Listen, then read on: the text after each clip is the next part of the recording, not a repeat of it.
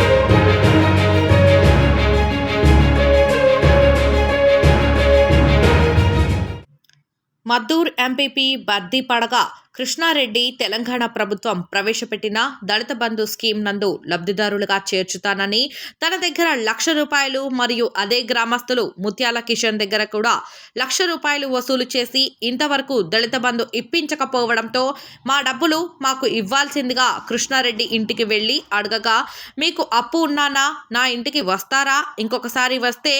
మీ అంతు చూస్తా కొడక అని బెదిరించినాడని, మాతో పాటు మా గ్రామంలో చాలా మంది దగ్గర దళిత బంధు ఇప్పిస్తానని డబ్బులు తీసుకొని మోసం చేశాడని